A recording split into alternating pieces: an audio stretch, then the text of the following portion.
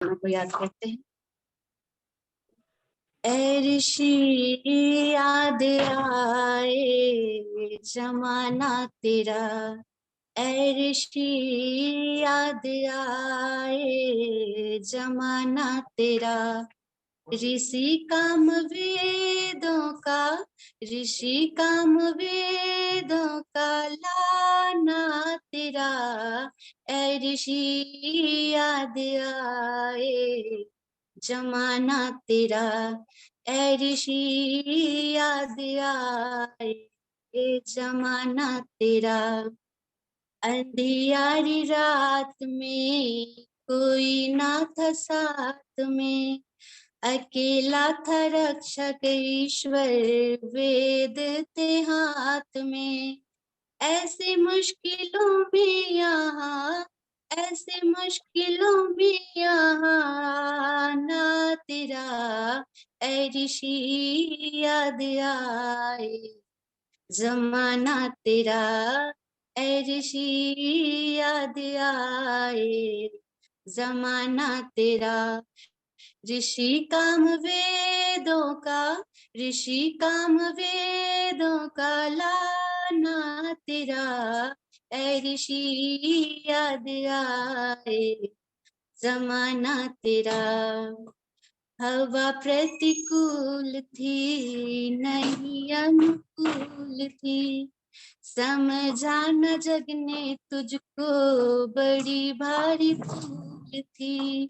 छोड़ा न जालिमों ने, छोड़ा न जालिमों ने सताना तेरा, ऐ ऋषि याद आए जमाना तेरा, ऐ ऋषि याद आए जमाना तेरा। ऋषि काम वेदों का, ऋषि काम वेदों का लाना तेरा, ऐ ऋषि याद आए जमाना तेरा।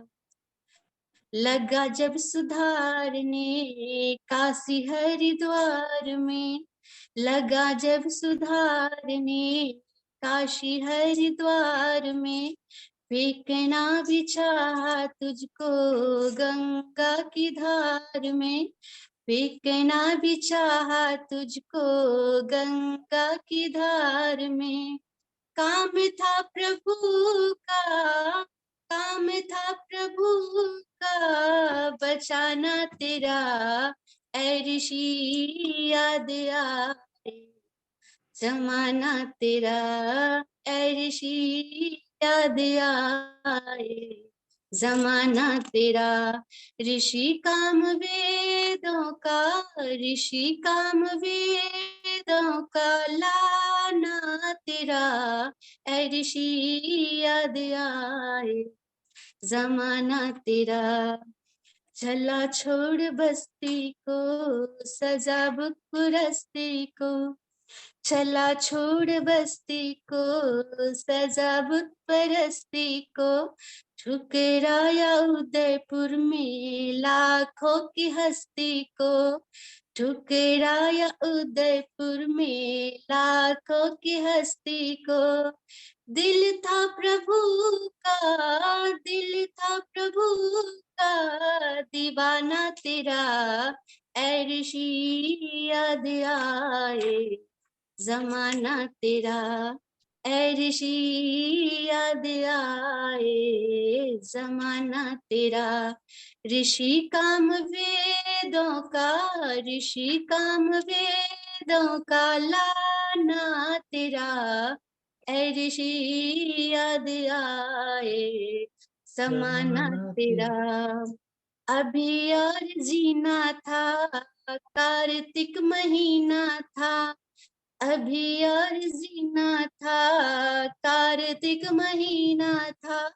दिया जहर कर्मठ जगन्नाथ तो कमीना था, याद जहर पी कर भी, याद जहर पी कर भी मुस्कुराना तेरा, ऐ ऋषि याद आए जमाना तेरा ऐ ऋषि याद आए, जमाना तेरा ऋषि काम वेदों का, ऋषि काम वेदों का लाना तेरा ऐ ऋषि याद आए, जमाना तेरा ऐ ऋषि याद आए, जमाना तेरा। और ऋषि को निश्चित रूप से हम याद करेंगे, और हम तो उस कुटिया को भी याद करते हैं जो पंचकूला में बनी हुई है। ऐसे वो मनोहारी दृश्य जब हम देखते हैं ना, तो मन वहीं पहुंच जाता है जब आप लोगों को देख लेते हैं। निश्चित रूप से बहुत प्यारा लगता है आप लोगों का आते आना, बहुत प्यारी कुटिया। चलिए मुनि पुरुषोत्तम वानप्रस्थी जी, आप आइए, सादर आमंत्रित करिए आचार्य प्रभावती जी को।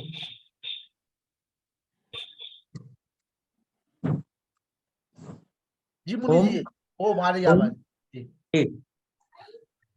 ओम शन्नु मित्रा संवरणः तन्नो भवत्यर्यमः, शन्न इंद्रो बृहस्पति तन्नो विष्णु दुर्गमा। हमारे आपके हृदय में विराजमान उस परमात्मा के लिए सादर नमस्ते। बहुत अच्छे भजन के द्वारा हम अभी बहन आवृत्ति जी को सुन रहे थे, और मैं देख रहा हूँ हमारे सम्मानीय आचार्य प्रभावती जी हमारे बीच में पहुंच चुके हैं। मैं ससम्मान बड़े आदर के साथ मैं आपका स्वागत करता हूँ, अभिनंदन करता हूँ। आप आइए।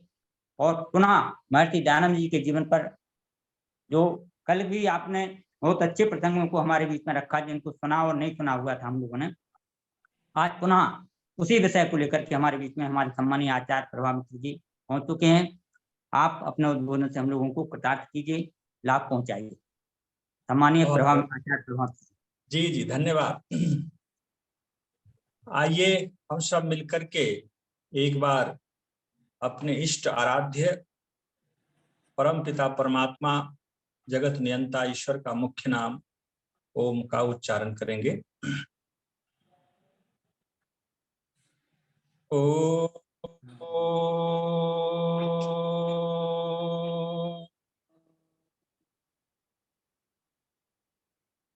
अकामो धीरो अमृता स्वयंभू रसेन तृप्तो न कुतश्चनो नः, त्वमेव विद्वान् न विभाय मृत्यो आत्मानं धीरं यजरं युवानम्, आत्मानं धीरं यजरं युवानम्। ओम शांति शांति शांति। ओम। सभी दिव्यात्माओं को सादर नमस्ते। आज के इस कार्यक्रम के हमारे संचालक आदरणीय मुनिवर वानप्रस्थी जी, पुरुषोत्तम मुनि जी, और इस आर्यों के महाकुंभ का सूत्रधार संयोजक आर्यरत्न शिक्षक लखनलाल आर्य जी, हमसे पूर्व बड़ा ही सुंदर उद्बोधन आपने सुना है। हमारे बड़े भाई विद्वान डॉक्टर प्रोफेसर व्यासनंदन शास्त्री जी, अभी बड़ा सुंदर मधुर ऋषि का भजन आपने सुना आचार्य आवृत्ति प्रभा से, आचार्य आवृत्ति जी, आदरणीय डॉक्टर वेद प्रकाश जी, आदरणीय प्रेम सचदेवा जी, श्रीमान पंडित युद्धवीर जी, और भी लोग हैं। माता जी का भी बहुत सुंदर भजन हुआ अभी आरंभ में। माता जी, मैं सबसे परिचित नहीं हूं, लेकिन सबके प्रति मैं आभार प्रकट करता हूं। आप सब आर्य मनीषीगण यहाँ उपस्थित हैं। जैसा कि कल का प्रसंग आप सब ने सुना है कि महर्षि जी को शिवलिंग के ऊपर चूहा चढ़ना और उससे शिव जाल, शिव पूजा को शिव जाल शब्द से ऋषि दयानंद ने संबोधन किया। शिव जाल का उन्होंने बोध किया। कुछ संकेत आ रहा, आवाज नहीं आ रही ठीक से, आवाज आ रही मेरी? अरे आवाज आ रही है, वो लोग हैं जो जुड़ना नहीं जानते, आप परेशान नहीं हुई। अच्छा जी, जिनको जुड़ना नहीं आता है वो लिखते हैं, तो आप तो कंटिन्यू। जी जी। तो निश्चित रूप से स्वामी दयानंद सरस्वती जी को शिव पूजा का जो पोल है या उसकी असत्यता, असारता उन्हें पता चल गया। तो कल के प्रसंग में आपने सुना कि महर्षि दयानंद सरस्वती आधी रात्रि को शिव व्रत का भंग करते हुए घर वापस आ गए और वापस आकर के माता जी के पास उन्होंने भरपेट मिठाई खा करके उन्होंने सो गए। मूल शंकर जब वो मिठाई खा करके सो गया, प्रातः काल स्वामी जी वर्णन करते हैं कि प्रातः काल माता पिता में प्रचंड झगड़ा, लड़ाई, आपसी कलह हमने होते हुए सुना। और स्वामी जी जगने के बाद मूल शंकर जब जगा तो वो रोने लगा और पिताजी भी उनके रोने लगे कि यह व्रत का भंग कहीं मेरे पुत्र के लिए अनिष्ट ना सिद्ध हो जाए। इसलिए पिताजी बहुत दुखी थे और भूखे भी थे। रात भर उन्होंने उपवास किया था। वो उल्टे पांव घर से एक सिपाही को साथ लेकर के बाहर निकल गए। गांव से कुछ दूर चले गए दूसरे गांव में, वहां पंडितों से सलाह परामर्श किया कि मेरा पुत्र मूल शंकर ने ये शिव व्रत का भंग किया है। अब शिव व्रत का भंग जो पाप हो गया, इसकी प्रायश्चित हमें करना है, कैसे करें? दो चार पंडितों ने मिलकर के यह सलाह दिया कि अबोध बालक, अभी जो उन्होंने व्रत भंग किया, जो बालिक नहीं था, बालक बाल्यावस्था में, उसे ये पाप नहीं लगा, ये पाप तो आपको लगा है क्योंकि आप उनके पिता हैं और इसे पाप घ्न पाप कहते हैं। आपको पाप लगा है। उन्होंने कहा इसके प्रायश्चित के लिए क्या करें? जब करशन जी त्रिपाठी ने ब्राह्मणों से इस प्रकार का निवेदन किया तो ब्राह्मण ने कहा कि आप शुक्ल पक्ष से 18 पुराणों का पाठ अपने घर में कराएं और कृष्ण पक्ष में 18 उप पुराणों का पाठ कराएं। ये 36 पुराणों का पाठ जब आप कराएंगे तभी ये पाप आपसे दूर होगा और 36 ब्राह्मणों को दान, सोने, मोहरे और वस्त्र, भोजन आपको कराना पड़ेगा। ऐसा पंडितों ने फरमान जारी कर दिया। अब मूल शंकर जी के पिताजी धर्म भीरु थे, धर्म से वो डरते थे। पंडितों की बात मान ली। पंडितों से उन्होंने जल पी करके अपना उपवास को तोड़ा, डेमी नदी में स्नान करके घर आए और घर आकर के परिवार में इस बात की सूचना दे दी गई कि अब ये जो पाप मूल शंकर ने किया है, इसका प्रायश्चित 36 पुराणों का पाठ करके ही होगा और 36 ब्राह्मण आएंगे। शुक्ल पक्ष की द्वितीय तिथि से ये पाठ अगले दिन से आरंभ हो जाए, ये निश्चय हो गया। और एक दिन के पश्चात द्वितीय तिथि आई, शुक्ल पक्ष का ही तिथि था। 36 ब्राह्मण आकर के मूल शंकर जी के घर में करशन जी त्रिपाठी के यहाँ वह संकल्प लेता 18 पुराणों का पाठ और 18 उप पुराणों का पाठ ये आरंभ होगा। सभी पंडितों ने संकल्प ले लिया, लेकिन करशन जी त्रिपाठी समझदार थे, बुद्धिमान थे। पौराणिक होते हुए, धर्म भीरु होते हुए भी उन्हें सत्य असत्य का थोड़ा सा बोध था, मर्यादा और संस्कृति का बोध था। उन्होंने पंडितों से आग्रह किया कि भाई ब्राह्मण लोग, जो पुराण में अश्लील पाठ है, जो सुना नहीं सकते, उसे आप छोड़ देंगे। पंडितों ने स्वीकार कर लिया, इस अश्लील पाठ को हम यहां से नहीं पाठ करेंगे। तो ब्राह्मणों ने ये निश्चय कर लिया कि पहले 6 दिन सात्विक पुराणों का पाठ होगा और फिर दूसरे 6 दिन राजसिक पुराणों का पाठ होगा और तीसरे 6 दिन तामसिक पुराणों का पाठ होगा और फिर कृष्ण पक्ष में 18 उप पुराण का पाठ होगा। इस प्रकार से ये निश्चय हो गया। अब मैं पुराणों का नाम स्मरण नहीं किया, लेकिन मैं देख करके बताना चाहूंगा, आपको भी बोध हो कि कौन कौन से पुराण हैं और किस प्रकार से हिंदू संस्कृति को तहस नहस की गई है, उसे हमें थोड़ा सा ज्ञात होना चाहिए। ये पुस्तक आप सब देख रहे होंगे, योगी का आत्मचरित्र, महर्षि दयानंद का जीवन वृत्तांत। इसी पुस्तक से मैं आपके बीच अपनी बातों को रखता हूं जो महर्षि जी ने वर्णन किया है। तो इसमें 18 पुराणों का नाम है। इसमें से मैं नाम इसलिए पढ़ना उचित समझता हूं क्योंकि हमें नाम तो कम से कम पता हो कि भारतीय संस्कृति को धूमिल करने वाली और दूषित करने वाली ये 18 पुराण जो संस्कृति को नष्ट किया है वो कौन कौन से हैं। तो सात्विक पुराण कौन कौन से हैं, इसमें ऋषि ने वर्णन किया है। विष्णु पुराण, भागवत पुराण, नारदीय पुराण, गरुड़ पुराण, पद्म पुराण और बराह पुराण, ये सात्विक पुराण माने जाते हैं। और ये सात्विक पुराण, इसे पौराणिकों ने नाम दिया।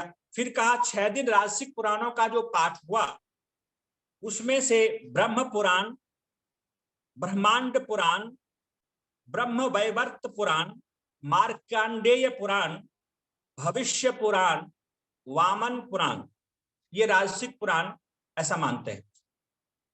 फिर तीसरे 6 दिन तामसिक पुराणों का पाठ हुआ। उसमें से इस प्रकार से नाम है: शिव पुराण, लिंग पुराण, स्कंध पुराण, अग्नि पुराण, मत्स्य पुराण और कूर्म पुराण।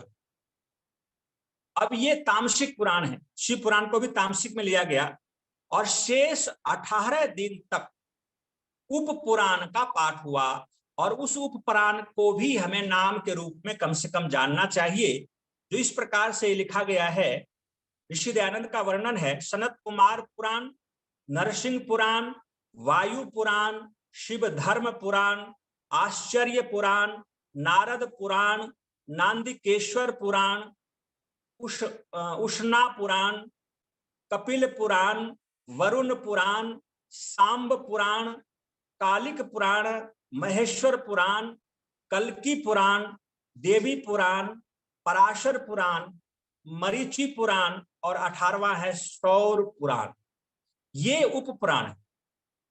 अब आप समझ सकते हैं कि भारतीय संस्कृति को कैसे धूमिल किया गया और किस प्रकार से मनुस्मृति में, गीता में, रामायण में, महाभारत में मिलावटें की गई है। इस प्रकार से विचार कर सकते हैं महाभारत काल के बाद जो विसंगतियां आई हमारी संस्कृति में, वैदिक वांग्मय में, इस सब से पता चलता है। तो स्वामी दयानंद सरस्वती ने कहा कि मेरे घर में ये 18 पुराणों का पाठ हुआ और उन पंडितों से उन्होंने निवेदन किया कि क्या मैं इन पुराणों का पाठ सुन सकता हूं। तो पंडित बड़े हर्ष के साथ कहा कि अवश्य ही आप सुन सकते हैं। और एक वृद्ध पंडित ने स्वामी जी को आशीर्वाद दिया कि आप तेजस्वी होंगे, वर्चस्वी, यशस्वी होंगे। ऐसा स्वामी दयानंद जो मूल शंकर थे, उन्होंने 36 पुराणों का पाठ अपने घर में सुना और उसमें से जो अश्लील प्रसंग था, जैसे भागवत पुराण में गोपियों के साथ कपड़े चुड़ाना, रास लीला करना कृष्ण का, और जैसे कार्तिकेय का जन्म, इस प्रकार से कुछ अश्लील प्रसंग है वहां पर। उसको वहां छोड़ दिया गया। तो महर्षि दयानंद के मन में पुराणों के प्रति एक अश्रद्धा पैदा हुई और उसकी जो पोप लीला थी स्वामी जी को विदित तो हो गया। उस पाठ के सुनने मात्र से समझ गए कि यह पोप लीला है, इसमें कुछ भी सच्चाई नहीं है। स्वामी जी के मस्तिष्क में बातें बैठ, अब इन पुराणों को सुन करके स्वामी जी तो निश्चित हो गए। आगे ये पाठ हुआ, पिताजी प्रसन्न हो गए, ब्राह्मणों को दान दक्षिणा दी गई कि मेरे जीवन से पाप घन प्रायश्चित पूर्ण हुआ, मेरे बेटे पर जो पाप लगा मुझे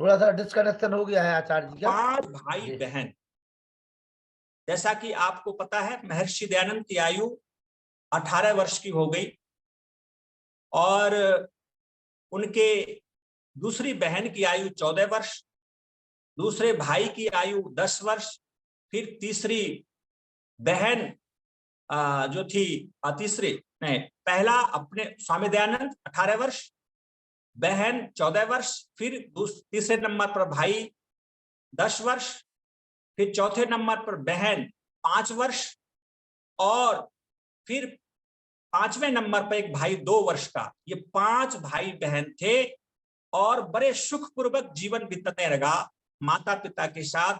माता जी कहानियां सुनाती थी, पिता उनको स्वामी जी को, मूल शंकर को, सभी भाई बहन को आहार व्यवहार आचरण सिखाते थे, दंड बैठक आदि सिखाते थे। इस प्रकार से स्वामी जी का जीवन दिनचर्या आगे बढ़ने लगा।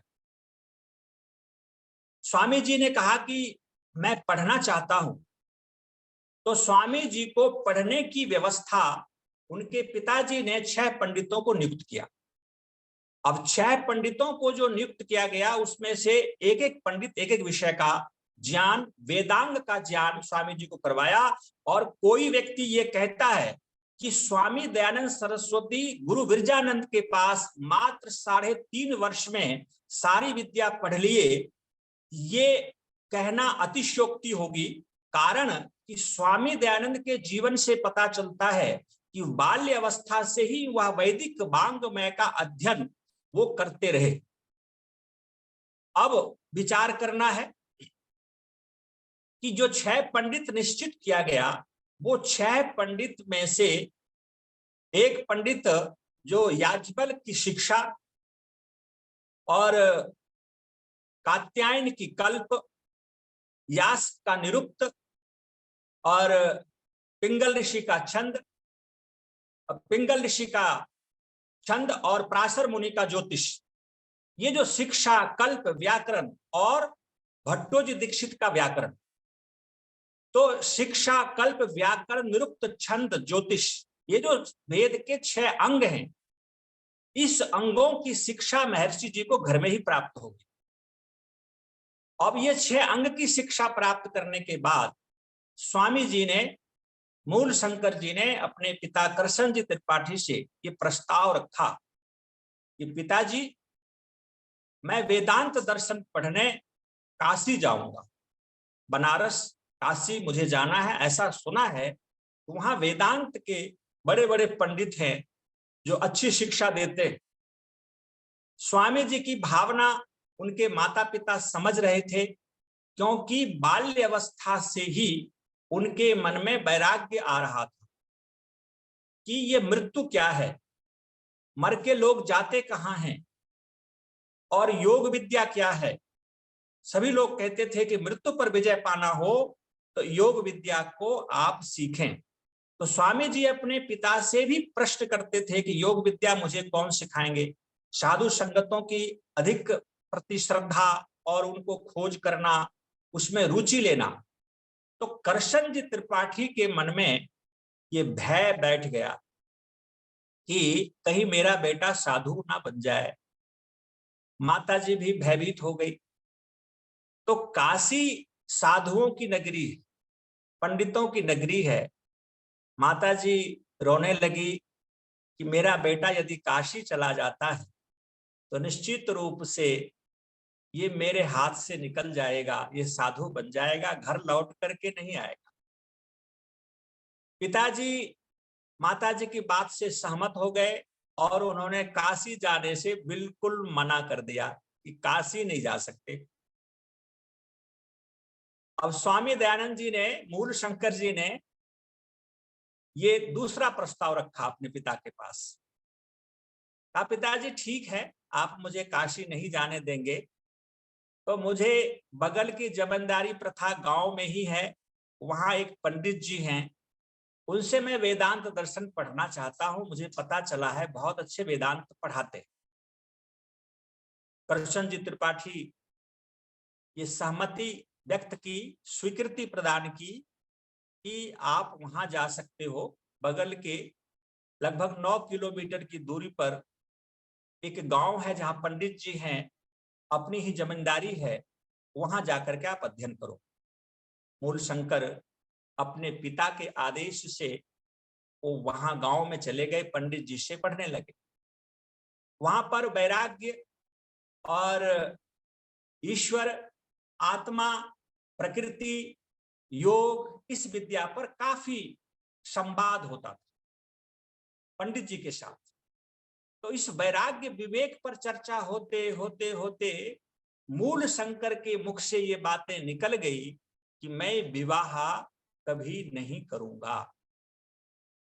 जैसे ही उन्होंने ये शब्द कहा कि मैं विवाह जीवन में नहीं करूंगा, पंडित जी ने ये भावना स्वामी जी की, मूल शंकर की भावना उनके पिता तक पहुंचा दी। करशन जी त्रिपाठी तत्क्षण सूचना भेजवाया, नौकर को भेजा कि बिना विलंब किए अति शीघ्र ही तुम यहां पर आ जाओ। पंडित जी और मूल शंकर पिता के आदेश पाकर के अपने घर उपस्थित हो गए। अपने घर जैसे ही उपस्थित हुआ, पिताजी ने बड़ी खरी खोटी सुनाई। करशन जी त्रिपाठी कहते हैं, मूल शंकर, तुम्हें पता नहीं है कि मैंने कितने कष्ट से तुम्हें पाला है, तुम्हें प्राप्त किया है। जब तुम्हारा जन्म हुआ, तुम्हारे शरीर के वजन के बराबर सोने दान किया गया, खुशियां मनाई गई, कितने मंगत हमने याचनाएं की, प्रार्थनाएं की भगवान से, तो तुम मुझे प्राप्त हुए हो। और 1 वर्ष की आयु में धाई तुम्हें नदी में फेंक रही थी, आभूषण के लालच में वो उनके मन में दया आ गई, तुम्हें वापस जीवित छोड़ दिया। फिर दूसरे वर्ष में तुम्हें चोर पकड़ के अपहरण करके ले गया और आभूषण सब ले लिया और तुम्हें वापस कर दिया। मूल शंकर, उस चोर के मन में भी दया आ गई, लेकिन तुम इतना निष्ठुर हो, निर्दयी हो, तुम अपने माता पिता को छोड़ करके जाना चाहते हो। तो मूल शंकर, तुम ये सोच लो कि जब तुम घर से जाओगे तो मैं भी साथ चलूंगा, तुम्हारे बिना तो जीवित नहीं रह सकते हम दोनों। इस प्रकार की कठोर वचन जब पिता ने सुनाया, मूल शंकर स्तब्ध होकर के सुनते रहे। मां रो रही है, मेरा बेटा अब मेरे हाथ से निकल जाए। करशन जी त्रिपाठी का फरमान जारी हो गया कि तुम घर से कहीं बाहर नहीं जाएगा, घर से बाहर कहीं नहीं जा सकता, कारण कि तुम्हारे मन में वैराग्य आ रहा है, तो घर छोड़ के चला जाएगा। और पंडित जी ने कह दिया, ये बालक पर कड़ी निगरानी रखिए और धीरे धीरे इसका मन पिघल जाएगा, ये फिर वैराग्य भाव को छोड़ देगा। घर पे रहने के बाद माता पिता के निगरानी में एक सिपाही को लगा दिया गया, घर में रखा गया। माता जी ने, अमृताबाई ने स्वामी जी के मन को पिघालने के लिए, मन को बदलने के लिए एक कन्या के साथ उनके माता पिता को, अभिभावक को बुला लिया विवाह का वार्ता करने के लिए। माता जी कहने लगी, मूल शंकर, तुम्हारा विवाह तय हो गया है और 1 मास के बाद तुम्हारी शादी होगी और वो कन्या अब आरक्षणीय हो गई है, वो तुम्हारी हो चुकी है, हमने वचन दे दिया है, इसलिए विवाह तो करना ही पड़ेगा। और कन्या के माता पिता और कन्या को बुलवा लाए। अब विचार करिए कि जब कन्या आ गई और स्वामी जी कहते हैं कन्या के माता पिता ने मुझे कुछ आभूषण भी प्रदान किया,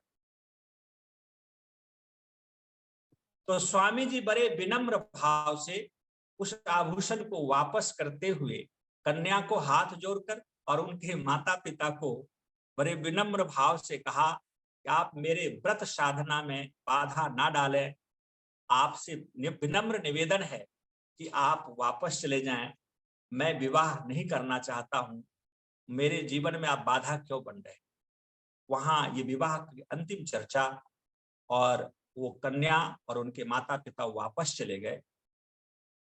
अब वो घर में मूल शंकर वो रास्ता देखता रहा, कब मैं यहां से भागूं।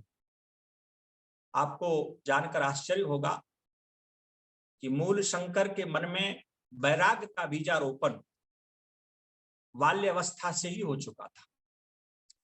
9 वर्ष की आयु में उनके पितामह दादाजी की मृत्यु। स्वामी जी कहते हैं मृत्यु के बारे में थोड़ा सा हमें कुछ ज्ञान हुआ कि मृत्यु कुछ चीज है, और उस मृत्यु को जानने के लिए स्वामी जी 9 वर्ष की ही अवस्था में अपने कपड़े में आग लगा ली थी। उनके पिताजी ने इस घटना को वर्णन किया कि मृत्यु होती क्या है, मर करके आत्मा जाती कहां है, इसे मुझे जानना है। आहा, देखो ये कितनी बड़ी तत्व ज्ञान, कितना बड़ा बोध, ये आश्चर्य है। युधिष्ठिर से यक्ष ने जब प्रश्न किया था इस संसार में आश्चर्य क्या है, तो सबसे बड़ा आश्चर्य तो ये है कि नित्य प्रतिदिन लोगों की मृत्यु होती। ये कोरोना में हमारे कितने सगे संबंधी चले गए, परिचित चले गए, लेकिन हम लोग ये मान करके बैठे हुए कि हमारी मृत्यु होगी ही नहीं, मृत्यु को भूले हुए, मृत्यु याद नहीं, मर करके हम जाएंगे कहां, ये तो अगला स्टेप है, अगला प्रश्न है। ये तो बहुत बड़ी उपलब्धि होगी जब हम ऐसा सोचते हैं। मृत्यु के बारे में हम बिल्कुल अननोन हैं। किसी कवि ने बड़ा सुंदर लिखा कि 2 बातों को भूल मत, जो चाहे कल्याण, नारायण एक मौत को दूजे श्री भगवान। एक मौत को याद रखिए और एक भगवान ईश्वर को याद रखिए, हमारा कल्याण निश्चित है। तो स्वामी दयानंद को 9 वर्ष की आयु में ही मृत्यु का बोध हुआ कि मृत्यु कोई चीज है जिसे जानना, और 18 वर्ष की आयु में बहन की मृत्यु हो गई। और बहन की जैसे मृत्यु हुई तो स्वामी जी के सगे संबंधी माता पिता तो रो रहे थे, मूल शंकर के आंख में आंसू नहीं था, वो स्तब्ध थे, वो चिंतन मग्न थे कि ये मृत्यु है क्या, क्योंकि बहन से बहुत स्नेह था, मूल शंकर का बहुत प्यार था। वो यही सोचते थे कि मेरी बहन गई तो कहां गई, इस शरीर में जो आत्मा थी वो कहां गई। अंत्येष्टि संस्कार कर दी गई बहन की पार्थिव शरीर को। अब मूल शंकर को किसी ने बता दिया कि तुम्हारी बहन अकाल मृत्यु को प्राप्त हुई है, बाल्यावस्था मरी है, वो प्रेत बन गई। प्रेत, ऐसे प्रेत नाम की कोई चीज नहीं। प्रेत कहते हैं इस डेड बॉडी को, जो पार्थिव शरीर है इसका नाम प्रेत है। गुरु प्रेतस्य शिष्टस्तु पितृमेधम समाचरित। कहा ना कि ये प्रेत है, जब वो शरीर से आत्मा निकल जाती है तो इसको प्रेत कहते हैं। और इस शरीर को जो कंधे पर लेकर के ओम नाम सत्य है सबकी यही गति है, ऐसा कहते हुए जो आगे बढ़ते हैं वो प्रेतहार है। और जब इस शरीर को जला दिया जाता है ये पांचों भूत, महाभूत में अग्नि, वायु, जल, आकाश, पृथ्वी में सब विलीन हो जाता है, पंच तत्व अपने अपने तत्वों में मिल जाता है, ये भूत बन जाता है। भूत कहते जो बीत गया, भूत कहते पंच महाभूत को, तो भूत प्रेत तो होता ही नहीं। ये सब आप जानते हैं, आप सब विद्वान मनीषी हैं, आर्य समाज को अच्छे तरह से जानते हैं। लेकिन स्वामी जी को बाल्यावस्था में पौराणिक परंपरा के अनुसार ये सूचना दी गई, पंडितों से, लोगों से कहा गया, और स्वामी जी मूल शंकर के मन में ये बातें बैठ गई कि तुम्हारी बहन प्रेत बन गई, भटक रही। अब वो मूल शंकर खेतों में, खलियानों में, वो श्मशान भूमि में एकांत में जाकर के अपने बहन को जोर जोर से पुकारता था। पंडित लोगों ने कहा कि तुम अकेले नहीं जाना, क्योंकि तुमसे बहन बहुत स्नेह करती थी, तुम्हें डर है, इसलिए वो प्रेत बन चुकी है। और स्वामी जी अकेले निकल करके वो श्मशान भूमि में जाकर के अपने बहन को नाम लेकर के जोर जोर से पुकारते थे, कहाँ हो तू, आजा मेरे पास। बहन, वो पागलपन की स्थिति लोग कह सकते हैं, लेकिन स्वामी दयानंद के मन में एक ही धुन था, मुझे बहन से मिलना है, बहन की आत्मा गई कहाँ। फिर उनके पिता ने पिंडदान आदि, जो श्राद्ध कर्म पौराणिक परंपरा है, जो वेद नहीं मानता, वेद तो 3 दिन में ही यज्ञ करके, कम से कम 1 दिन अंत्येष्टि संस्कार के बाद यज्ञ करके समापन वेद के अनुसार होना चाहिए। पौराणिक परंपरा के अनुसार 12-13 दिन तक जो पिंडदान आदि करते हैं लोग, तो वो अलग परंपरा थी उसके घर में। पिंडदान आदि जब हुआ तो लोगों ने कहा कि तुम्हारी बहन प्रेत आत्मा से छूट गई, अब तुम्हारे पास कभी मिल करके मिलने नहीं आएगी, अब लौट करके नहीं आएगी। ऐसा सुनने पर स्वामी जी खूब रोए, खूब जोर जोर से रोए। अब 18 वर्ष का युवा, आप विचार कर सकते हैं कि 18 वर्ष की आयु में इस भोलेपन का क्या और कुछ हो सकता है। लेकिन ये भोलापन ही एक महानता की सीढ़ी को तय किया। स्वामी जी खूब रोए। रोने के बाद फिर जब 19 वर्ष का हुए, उनकी चाचा की मृत्यु हो गई। और चाचा की मृत्यु जो स्वाभाविक अवश्यंभावी जो मृत्यु का बोध मूल शंकर को हुआ, ये मृत्यु अकाट्य सत्य है, ये मृत्यु मेरी भी होगी, ये मृत्यु होती क्या है इसे मुझे जान। ये तीसरी मृत्यु, तीसरी परिवार में चाचा की मृत्यु, तीसरी मृत्यु थी उनके जीवन काल में। और वहां से जो वैराग्य हुआ, विवाह का निर्णय समाप्त हुआ, और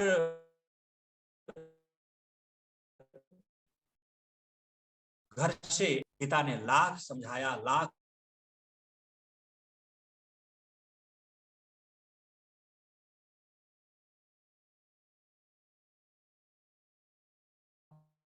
मरना नहीं। और सच्चा शिव कौन है, इस संसार का प्रलय करता कौन है, संसार का रचयिता कौन है, संसार को चलाने वाला कौन है, इसे मुझे जानना है।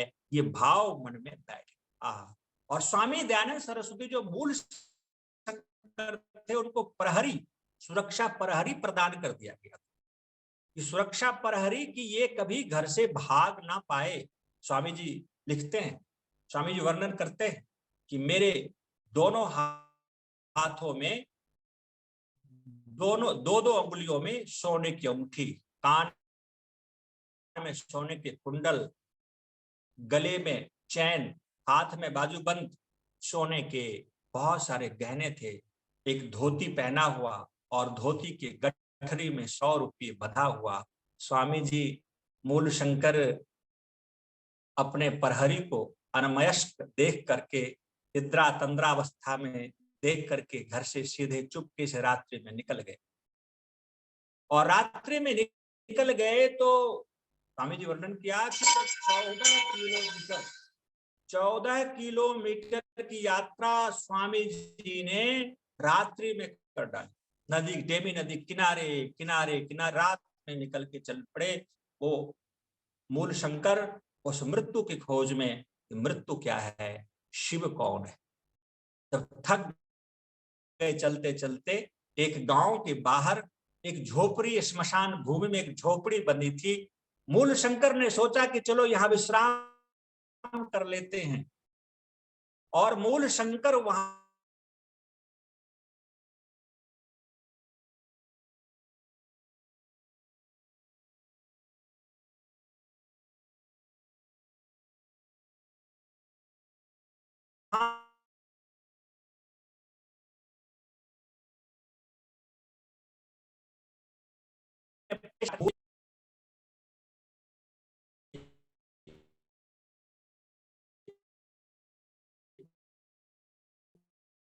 सारी वृत्तांत बता दी, सारी वृत्तांत बता दी कि मेरे पिता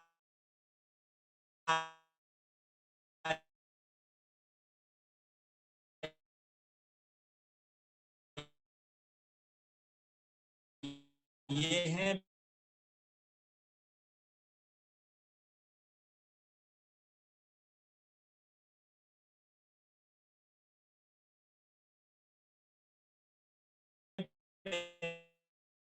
नाम ये है।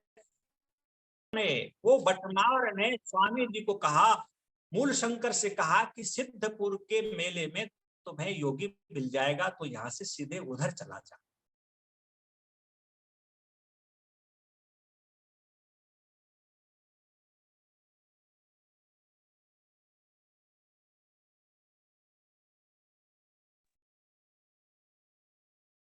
आवाज आ रही? और उस लोगों ने गुप्तचर है, और कुछ अंग्रेजों को भी सूचना दी गई, उसमें अंग्रेजी राज्य था, ये कोई गुप्तचर है, इनके सोने चांदी के आभूषण हैं, और ये कुछ बोलते नहीं, कुछ खाते नहीं, कोई इसका मठ नहीं, कोई अपना स्थान नहीं, कोई मंदिर नहीं, ये कौन, ये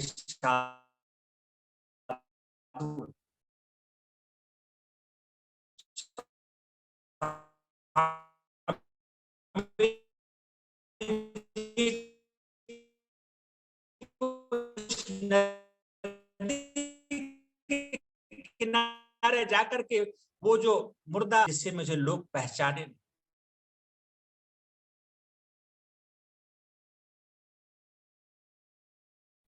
ऐसा वैराग्य चढ़ा। ब्रह्मचारी, निर्मल ब्रह्मचारी उठला, निर्मल चैतन्य। मैं यहाँ पर कोट करना चाहूंगा, शंकराचार्य जी का 4 मठ, और 4 मठ उत्तर में जोशी मठ हिमालय में, दक्षिण में श्रृंगेरी मठ, और पूर्व में गोवर्धन मठ, और पश्चिम में द्वारिका में शारदा मठ। ये 4 मठ है, और चारों मठ के सन्यासी के अलग अलग उपाधि होते हैं, उपनाम होते हैं। स्वामी जी ने स्पष्ट वर्णन किया है यहाँ पर कि उत्तर जो जोशी मठ है, उसके जो साधु सन्यासी वैरागी होते हैं उसे आनंद कहा जाता है, और जो दक्षिण श्रृंगेरी मठ के जो वैरागी होते हैं उसे चैतन्य कहा जाता है, और पूर्व गोवर्धन मठ के जो ब्रह्मचारी वैरागी होते हैं, सन्यासी होते हैं, उसे प्रकाश कहा जाता है, और जो शारदा मठ द्वारिका में है उसके जो सन्यासी होते हैं वो स्वरूप कहलाता है। तो निर्मल चैतन्य ब्रह्मचारी जो श्रृंगेरी मठ के थे, वो मूल शंकर को ब्रह्मचर्य का दीक्षा दिया, और उस समय से मूल शंकर का नाम शुद्ध चैतन्य ब्रह्मचारी पड़ गया। निर्मल ब्रह्मचारी ने दीक्षा दी, तो श्रृंगेरी मठ के ब्रह्मचारी थे, शंकराचार्य के संप्रदाय के अनुयायी थे। अब शुद्ध चैतन्य ब्रह्मचारी बन गए।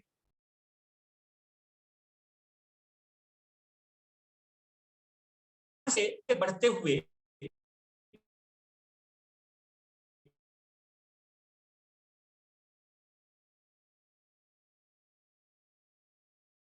कहूंगा शुद्ध चैतन्य ब्रह्मचारी।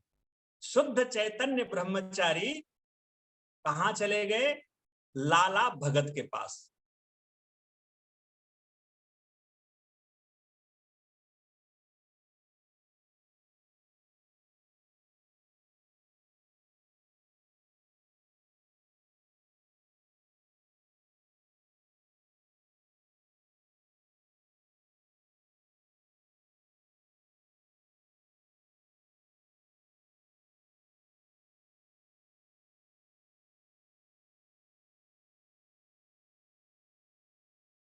ब्रह्म, और ब्रह्म के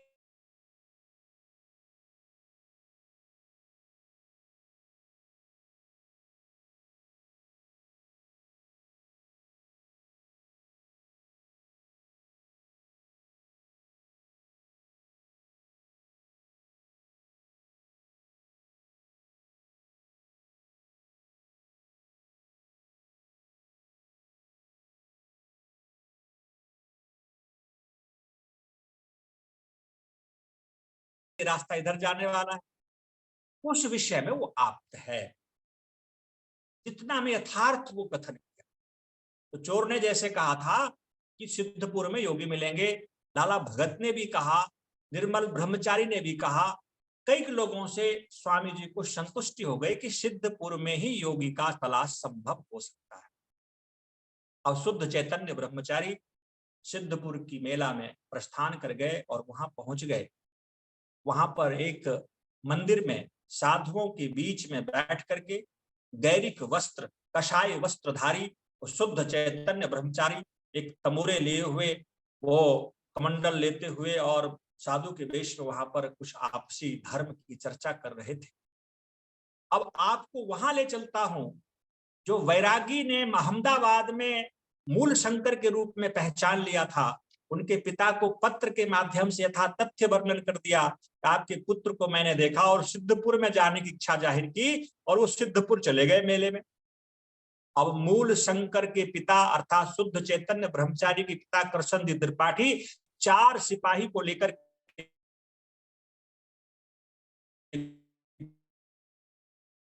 घुड़सवार को लेकर के और सीधे वो सिद्धपुर मेले में पहुंच गए। इसलिए आपको होगा कि वहां देखा कि कुछ साधुओं के बीच में ये मूल शंकर धर्म की चर्चा कर रहा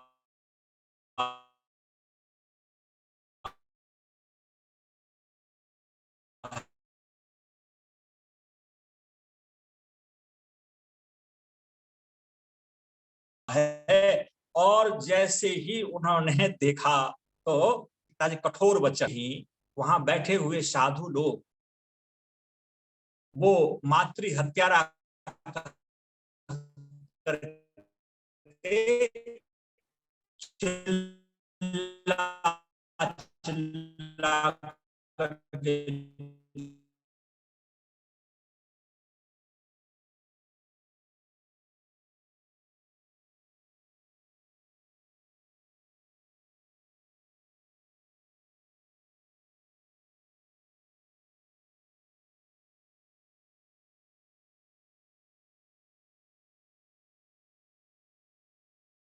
कमंडलों को तोड़ दिया और अपना पगड़ी उतार करके दिया, तुम इसको पहनो और सीधे घर चलो। अब मूल शंकर ने बिचबिचाव करते हुए पिता के चरण स्पर्श किए और पिता का चरण स्पर्श करके और वो क्षमा मांगे कि मैं तो घर जाने वाला था, आप आ गए।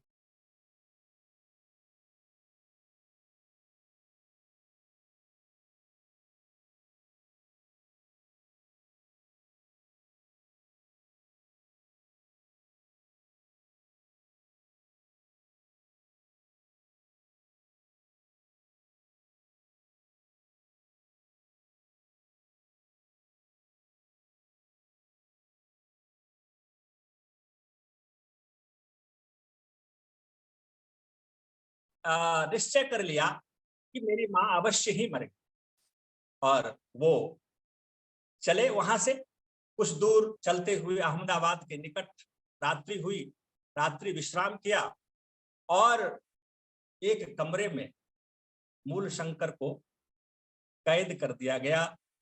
वहां पर उनके पिताजी, 4 जो प्रहरी कर्मचारी थे, वो थके हुए थे, वो नींद में सो गए। अब मूल शंकर जो शुद्ध चैतन्य ब्रह्मचारी, इस परिस्थिति का लाभ लेते हुए उन्होंने ऐसा मन में विचार किया कि मेरी माँ जो मरने वाली थी वो तो मर गई,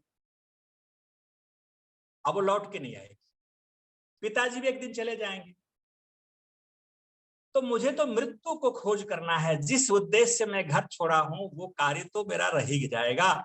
इसलिए उन्होंने हाथ में लोटा लिया जल का और चुपके से निकलने का प्रयास किया कि मुझे कोई देख लेगा तो मैं ये कह दूंगा कि मैं कहीं बाहर खेतों में शौच आदि के लिए निवृत्त होने जा रहा हूं, और नहीं देखा तो निकल गए तो निकल गए।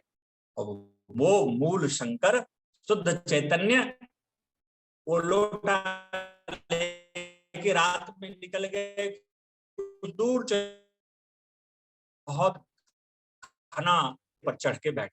प्रातःकाल हुआ, जो प्रहरी थे, कर्मचारी थे, उनके पिता ने देखा मूल शंकर है। आगे इधर उधर देखा, पेड़ के नीचे गए, वो ऊपर छुप करके बैठा हुआ मूल शंकर। आहा, क्या उनके जीवन की लीला है। वो नीचे देखता रहा कि कब ये लोग जाए और फिर मैं नीचे उतरूं। दिन भर वो छुप करके वो पेड़ के झुरमुट में, पत्तों में, वो पेड़ पर ही बैठे रहे, बैठे भूखे प्यासे। सायंकाल हुआ, सभी लोग चले गए और पेड़ पर से उतरकर अब वो मूल शंकर अपने गंतव्य की ओर प्रस्थान। और गंतव्य की ओर प्रस्थान, समय समाप्त है, लेकिन मैं एक घटना आपके साथ जरूर इस बात को जोड़ करके अपनी वाणी को विराम दूंगा, क्योंकि स्वामी दयानंद एक परम योगी थे, वैदेही थे, और उन्होंने जो योग का मर्म हमारे बीच रखा उसे हमें अवश्य ही जानने का प्रयास करना चाहिए। स्वामी जी कहते हैं कि जब मैं पिता से छुटकारा पुनः दोबारा मुझे मिली और मैं भटकता हुआ अहमदाबाद की साबरमती नदी के किनारे मुझे पता चला कि एक योगी रहता है, बाबा नाम से प्रसिद्ध वो योगी, उनके यहाँ वो पहुंच गए मूल शंकर शुद्ध चेतन। 1 मास तक रहा और वहां पर उन्होंने योग विद्या के मर्म को समझा। योग विद्या के मर्म को मूल शंकर वहां ने बड़ी अच्छी तरह से समझा। स्वामी जी का वर्णन करते हैं कि 13 प्रकार के वैषयिक योग होते हैं। कितने? 13 प्रकार के वैषयिक योग, संसारिक योग। और अध्यात्म योग जो होते हैं वो 4 प्रकार के होते हैं। उसका नाम यहां पर गिनाया गया है, मैं चाहूंगा उसका नाम आपको सुना दूं। ये 13 प्रकार के वैषयिक योग क्या होता है, और परमार्थिक जिसको आध्यात्मिक योग कहते हैं वो 4 प्रकार के होते हैं। तो पहला वैषयिक योग है कि किसी वस्तु को दूसरी वस्तु में परिवर्तन कर देना, ये पहला वैषयिक योग। दुर्लभ वस्तु को चिंतन के द्वारा जान लेना, ये दूसरा। प्राप्त वस्तु का संरक्षण करना, कौशल कार्य लाभ करना, शब्दों की यथार्थ बोध शक्ति को जान लेना, शब्दों का यथा योग विन्यास करना, ये वैषयिक योग है। ये परमार्थिक अध्यात्म योग नहीं है। वस्तुओं के प्राकृतिक तत्वों को छिपा लेना, युक्ति पूर्वक वाक्यों का प्रयोग करना, अस्त्र धारण करने में कौशल प्राप्त करना, किसी वस्तु को दूसरी वस्तु के साथ मेल कर देना, एक तत्व के साथ दूसरे तत्व का मिला देना, कार्य के कारणों को एक साथ जान लेना। ये 13 प्रकार के वैषयिक योग हैं। और वैषयिक योग में से ही ये शास्त्रों का निर्माण हुआ है, जिसमें नीति, धनुर्वेद, आयुर्वेद, गंधर्व वेद, शिल्प वेद, कृषि, वाणिज्य और कला कौशल, ये वैषयिक योग का भाग है। लेकिन इस योग को भी हमें जानना चाहिए जो संसारिक विषयों में पारंगत होना चाहता है। यहां पर जो स्वामी जी के जीवन से जुड़ी हुई बातें हैं वो परमार्थिक योग, जिसे आध्यात्मिक योग कहते हैं, वो 4 प्रकार के हैं।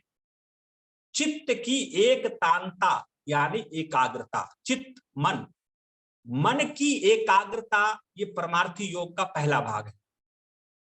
दूसरा है सब मनोवृत्तियों को एक साथ रोक देना, ये परमार्थिक योग का दूसरा भाग है।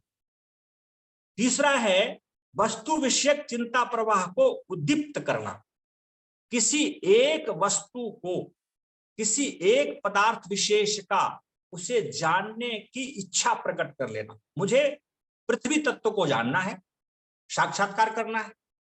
अब आपसे हम जब ये कहेंगे कि अग्नि, वायु, जल, आकाश, पृथ्वी कौन कौन से हैं, तो आप सीधे ये कहेंगे कि जो दिखाई देता है ना, ये सब अग्नि, वायु, जल, आकाश, पृथ्वी, यही सब यही है। अग्नि को देखते हैं, हवन करते हैं, वो अग्नि है? वो अग्नि नहीं है। वो प्रमुख रूप से वहां पर अग्नि की प्रधानता है, लेकिन वो अग्नि शुद्ध रूप में नहीं है। जिस पृथ्वी पर हम बैठे हुए, ये पृथ्वी की प्रधानता है, लेकिन शुद्ध पृथ्वी नहीं है। इसमें अग्नि भी है, इसमें वायु भी है, इसमें जल भी है, इसमें आकाश तत्व भी है, इसमें आकाश, जल, वायु, अग्नि, ये सारे पृथ्वी भी है। लेकिन शुद्ध पृथ्वी को जानने के लिए तो कुछ समाधि लगानी पड़ेगी। तो किसी वस्तु विशेष, चाहे वो अग्नि को हमें जानना हो शुद्ध रूप में, पृथ्वी को जानना हो, वायु को जानना हो, रूप रस गंध स्पर्श शब्द को जानना हो, आत्मा को जानना हो, प्रकृति को जानना हो, या परमात्मा को जानना हो, इसे वास्तु विषयक चिंता प्रवाह, चिंतन उद्दीप्त करना। फिर का आत्मा के साथ, आत्मा या परमात्मा के साथ संबंध बनाना, आत्मा परमात्मा का साक्षात्कार करना, ये चौथा परमार्थिक योग है। अब इन चार परमार्थिक योग के आधार पर स्वामी जी वर्णन करते हैं कि 4 ग्रंथों की रचना, और वो 4 ग्रंथ कौन से हैं? उसमें से लय योग के योग में से राजयोग, लय योग, मंत्र योग कहा गया, और हठ योग। इन चारों में से 2 योग आज हमारे समाज में प्रचलित है, हठ योग और राजयोग। राजयोग महर्षि पतंजलि प्रणीत जो योग दर्शन है, वो राजयोग की व्याख्या करते हैं। महर्षि जी दयानंद राजयोग में निपुणता प्राप्त कर चुके थे, हठ योग का उन्होंने पुरजोर विरोध किया। तो निश्चित रूप से हठ योग क्या है, इसको भी हम समझेंगे अगली कक्षा में, कल की कक्षा में। और राजयोग से हमें क्या क्या लाभ है, इसको भी हम समझेंगे। महर्षि पतंजलि ने राजयोग की व्याख्या की, और वो योग दर्शन रूपी शास्त्र हमें दिया। और इस शास्त्र में जो पहला है योगश्चित्त वृत्ति निरोधः, योग का अभिप्राय क्या है, मैं समझाते हुए अपनी वाणी को विराम। 3 सूत्रों में योग दर्शन समाप्त हो जाता है। अब वो 3 सूत्र क्या है? पहला अथ योगानुशासनम योगश्चित्त वृत्ति निरोधः तदा द्रष्टु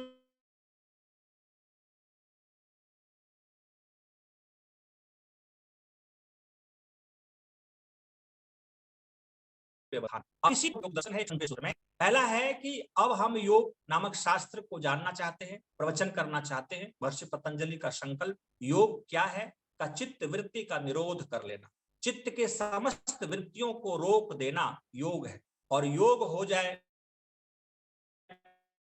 तो फिर क्या कहते हैं? तदा द्रष्टु, अपने स्वरूप में अवस्थित हो जाना। तो सज्जनों, हम योगी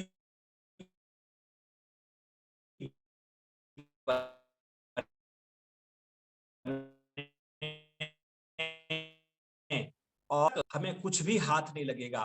महर्षि दयानंद का एक ही आदेश है, अपने सब सामर्थ्य से ईश्वर की भक्ति करें।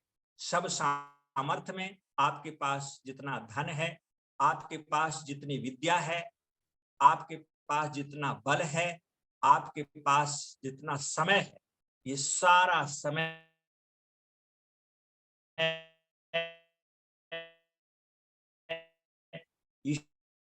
ईश्वर प्राप्ति के लिए आप लगाएं। ये सब साधन है, साध्य केवल कहूंगा कि पहले आप स्वार्थी बने, फिर परमार्थी बनेंगे।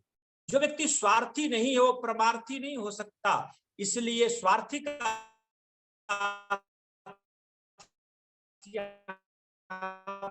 पर यह है कि स्व अर्थ अपना प्रयोजन को जानना मिला है। फिर जो अपना प्रयोजन सिद्ध नहीं किया, जो अपने जीवन को नहीं जाना,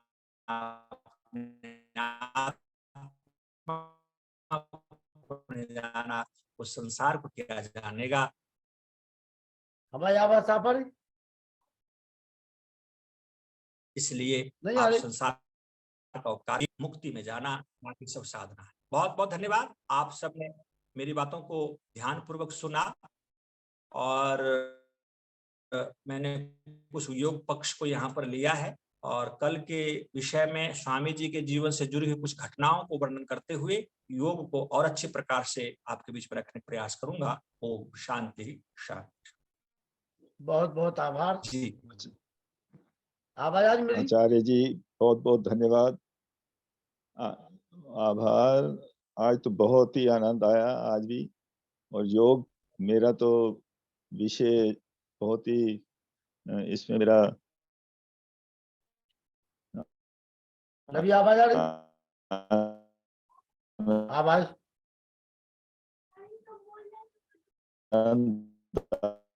आता है। हो गया आप। ओम शांति। नमस्ते नमस्ते जी। नमस्ते आचार्य जी, बहुत ही अद्भुत और विलक्षण प्रवचन दिया आज आपने। और जी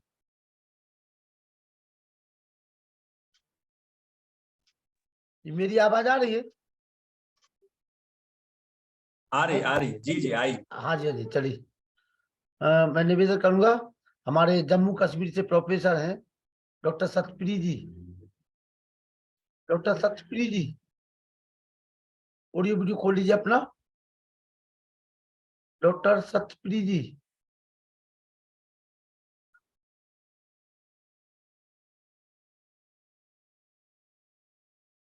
जम्मू कश्मीर।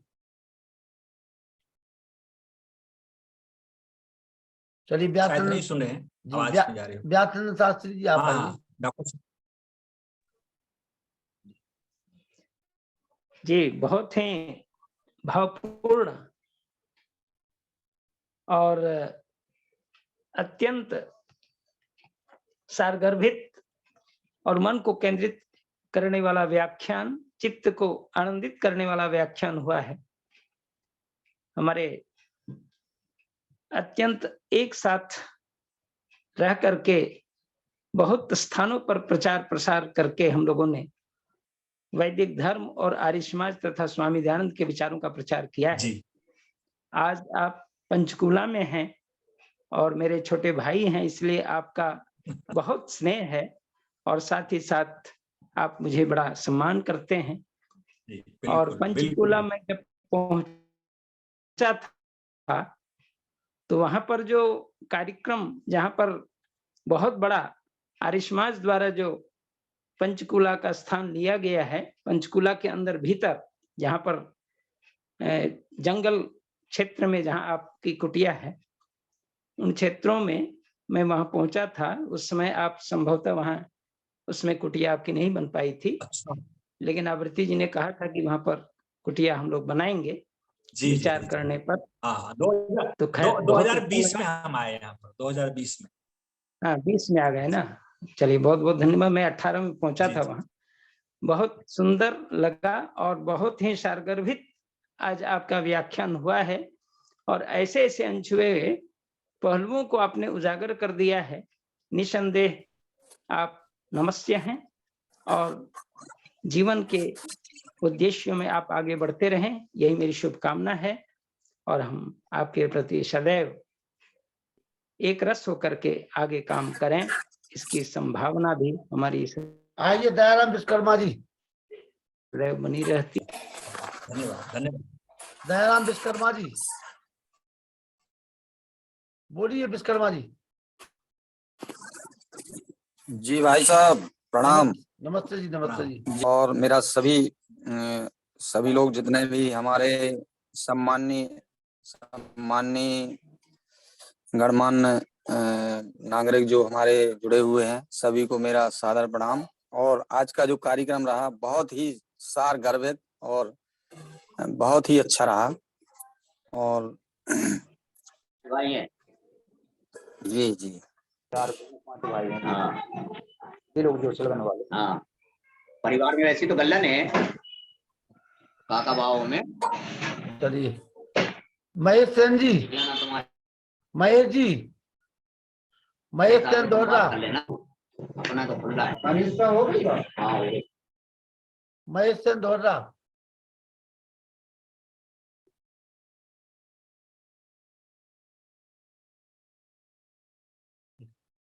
ठीक है 11 बजे। हृदय नारायण जी। हाँ भाई साहब राम राम। जी आइए। हेलो बोलिए जी, बोलिए।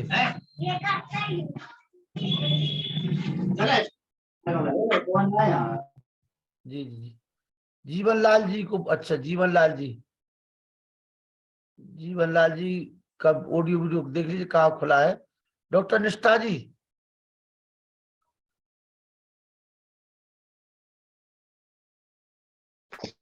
आइए। डॉक्टर निष्ठा विद्यालंकार जी।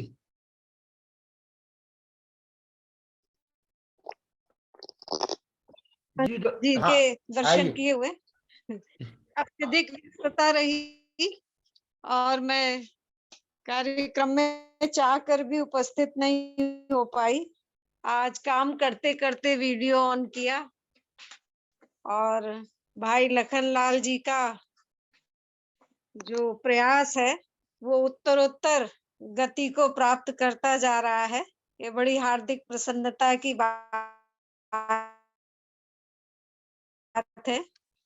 आज तो इस मामले में मेरा दुर्भाग्य ही है कि मैं न सुन पा रही हूँ न सुना पा रही हूँ, लेकिन अभी आदरणीय व्यास नंदन जी शास्त्री उनका गुणगान कर रहे थे तो निसंदेह बहुत ही उत्तम उनका कार्यक्रम रहा होगा। आदरणीय हमारे विद्वान जी को बहुत बहुत धन्यवाद। और हमारे भाई लखनलाल जी आर्य जो अहर्निश वैदिक संस्कृति को और वैदिक धर्म की पताका को पूरे विश्व में जो लहराने का इनका एक अपना अक्षुण्ण प्रयास है। भगवान इनको और शक्ति दे और से याद दिलाते रहते हैं, जगाते रहते हैं और स्वयं तो ऊर्जावान रहते ही हैं और हम सभी को आध्यात्मिक ऊर्जा के तारों से जोड़कर रखते हैं। इसलिए इनका बहुत बहुत हार्दिक धन्यवाद। आज के मुख्य वक्ता जी का परिचय बाद में जानूंगी और आज के वक्ता जी का बहुत धन्यवाद जिन्होंने इतना सुंदर कार्यक्रम दे करके आप सभी को लाभान्वित किया है और सारे श्रोता बंधु जो एक सूत्र में जुड़ करके औरतों को गंभीरता से श्रवण करते हैं और उस पर शंका समाधान करते हैं, मनन चिंतन और निधिध्यासन करते हैं, ऐसे सभी सुधी श्रोताओं का भी धन्यवाद। और भाई लखनलाल जी की जो टीम है, सक्रिय टीम है, उनको भी बार बार साधुवाद। जगदीश पाराशर जी। जी जी भाई कार्यक्रम के संयोजक लखनलाल जी, आपके द्वारा जो इतनी बढ़िया जो है विद्वानों की मोती जैसी मालाएं प्रोजेक्ट के लिए आप बहुत बहुत धन्यवाद के पात्र हैं। साथ ही अपने देखा कल का जो है अपने आपने कार्यक्रम जो है कर्पूर ठाकुर के बारे में 99वीं जयंती समारोह और जन्म शताब्दी समारोह का बहुआमी कार्य करते रहते हैं। इसके लिए आप पूरे मतलब सेन समाज का और जनपद का नाम पूरे जो है भारत में रोशन कर रहे हैं। हम चाहते हैं कि आप स्वस्थ रहें और इसी प्रकार ऊर्जावान बने रहें और अपनी आपकी ऊर्जा से हम लोग भी ऊर्जावान बने रहेंगे। कार्यक्रम में सम्मिलित जो है विद्वान शिक्षक डॉक्टर व्यास नंदन जी शास्त्री, डॉक्टर निष्ठा जी विद्यालंकार जी, मुनि आचार्य जी और सभी जनों को हमारा साधारण जो है नमन प्रणाम।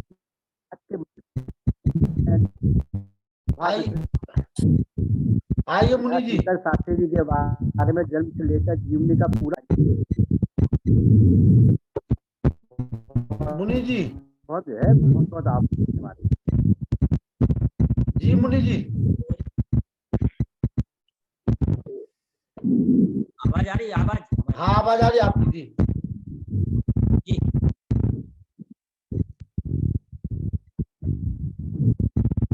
जी आज का विषय हमारा जो विषय को हमारे बीच में आगे बढ़ाते हुए रखा हुआ है महर्षि दयानंद जी का जीवन, और इस नई पुस्तक के माध्यम से हमारे पास में जीवन चरित्र उनके हैं। तो ऐसे आचार्य सम्मानित प्रभा मित्र जी, और पूर्व में आशीर्वाद मिला था हम लोगों को सम्मानीय व्यासानंद शास्त्री जी का, और बाद में भी हमने हमें संकेत दिया है आशीर्वाद देने का। अभी हम सम्मानीय पाराशर जी को सुन रहे थे, प्रकाश जी, सभी के लिए सादर नमस्ते और सभी का हृदय से आभार व्यक्त करते हैं कि आप लोग बड़ा उत्साह प्रदर्शन कर रहे हैं हम लोगों का। और अभी हमारे बीच में सम्मानीय प्रभा मित्र जी आगे भी रहेंगे, जो महर्षि दयानंद जी के जीवन चरित्र को हमारे आपके बीच में रखते हैं। उनका भी साधुवाद, हृदय से आभार।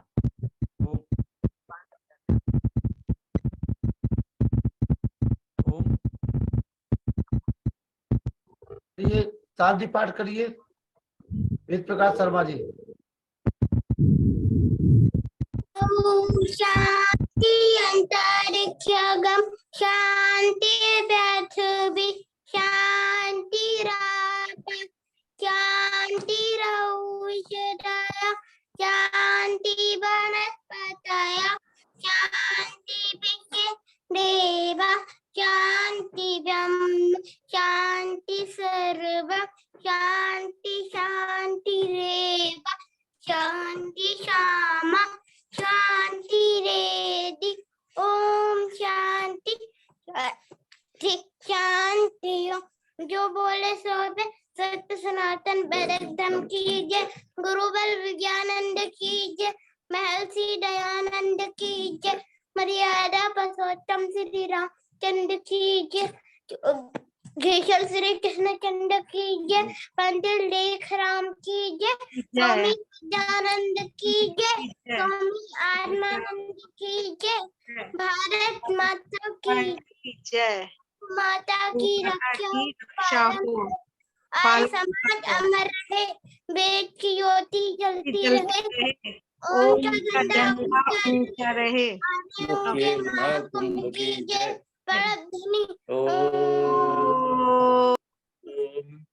वैदिक अभिवादन सबको नमस्ते जी। ओम सर्वेभ्यो नमः। नमस्ते जी। और एक कार्यक्रम समापन हो गया, दूसरा हमारा कार्यक्रम चलेगा भारत को समझो अभियान, doctor Rakesh Kumar R G. और आज के जो मुख्य प्रवचनकर्ता थे डॉक्टर निष्ठा जी, मैं बता दूं हमारे आचार्य प्रभा मित्र जी, जो पंचकुला में है। और नाम सुना हुआ है, नाम नहीं सुना होगा, देख भी लीजिए उनको। और कभी जब अगर कभी देखने जाओगी तो लखनऊ को भूल जाओगी आप, और वहीं जाकर के रहने लगोगी। हाँ, अरे वाह। जो अपने आर्य समाज का विश्व का सबसे बड़ा सेंटर बनने जा रहा है पंचकुला चंडीगढ़ में, वो स्थान। अच्छा, पंचकूला। हाँ, पंचकूला तो मैं 3-4 बार भाषण देने गई हूँ। हाँ, भाषण देने गई हो, लेकिन दर्शन करने नहीं गई हो उस कुटिया के। जिस दिन उस कुटिया के दर्शन कर लोगी लखनऊ भूल जाओगी आप, ध्यान रखना। हाँ हाँ, बिल्कुल बिल्कुल। मैं तो यहीं से रिटायरमेंट के बाद वहीं जा रहा हूँ, मेरा एक कमरा तैयार हो रहा है वहीं पर। अरे वाह वाह वाह। आवृत्ति बहन जी ने बोल दिया कि भाई जी यहीं आना है आपको। ठीक ठीक ठीक ठीक। वहीं शास्त्री जी नमस्ते, प्रभा मित्र जी। आचार्य प्रभा मित्र जी के साथ ही वही, आचार्य प्रभा मित्र जी के साथ वहीं आवास बनाएंगे, कमरे वहीं फिक्स हो गया हमारा। 10 साल बाद हम भी आ जाएंगे वानप्रस्थ में। आइए डॉक्टर राकेश कुमार जी। नमस्ते आचार्य जी। नमस्ते। नमस्ते बहन जी, आप कानपुर से है ना? हाँ जी, कानपुर वाली निष्ठा हूँ, अब लक्ष्मणपुरी में रह रही हूँ। हाँ, मैं आपके साथ प्रवचन मोतिहारी बेतिया में किया था एक बार, आप जब उस समय वैवाहिक जीवन में नहीं थे। जी जी तो जी। मैं यज्ञ का ब्रह्मा था, आप मुख्य वक्ता थे, तो मुझे स्मरण आ रहा है। जी जी बिल्कुल रही होंगी, मुझे भी ऐसा याद आ रहा है कि मैं आपके साथ रही हूँ।